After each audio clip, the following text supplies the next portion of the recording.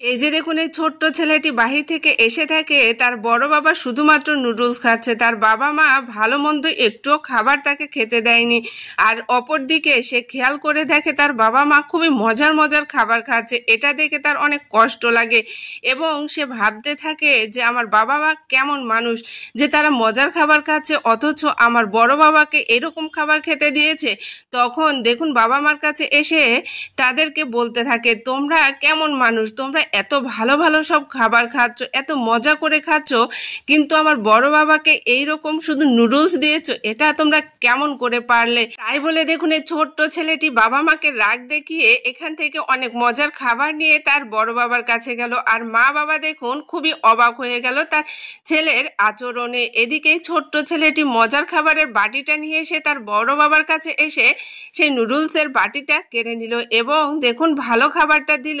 আর তার বড় বাবা দেখুন ছেলেটার প্রতি কতটা খুশি হয়ে গেল, আর ছেলেটাও কিন্তু অনেক খুশি হলো। এরপর সেই নুডলসের বাটিটা তার বাবার কাছে নিয়ে এসে দিল এবং তার বাবা মাকে বলতে লাগলো, তোমরা কেমন মানুষ। বিশেষ করে তার বাবাকে বলল, বাবা তুমি কেমন মানুষ, যে ভাই তোমাকে ছোট থেকে মানুষ করেছে, ছোটবেলায় তোমার বাবা মা মারা গিয়েছে, ভাই লেখাপড়া না শিখিয়ে কষ্ট করে পরিশ্রম করে তোমাকে লেখাপড়া শিখিয়েছে, তোমাকে বড় করেছে। অন্য ভাই হলে কখনোই এটা করতো না, নিজের দিকে দেখাতো, কিন্তু তোমার ভাই সেটা করেনি। তোমাকে মানুষ করার জন্য সে কত পরিশ্রম করেছে, কত কষ্ট করেছে, নিজের কথা একবারও চিন্তা করেনি, নিজের সংসার পর্যন্ত গড়েনি, কিন্তু তুমি সেই ভাইকে কিভাবে কষ্ট দিতে পারলে।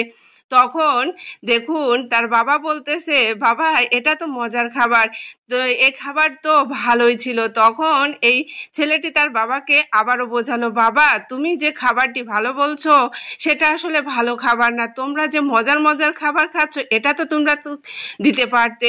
তোমরা একবার চিন্তা করো তো, আমি যখন বড় হব, আমি যদি তোমার সাথে এরকম আচরণ করি, তোমরা কি তখন সহ্য করতে পারবে? তখন দেখুন বাবা তার ভুল বুঝতে পারলো, মাও তার ভুল বুঝতে পারলো।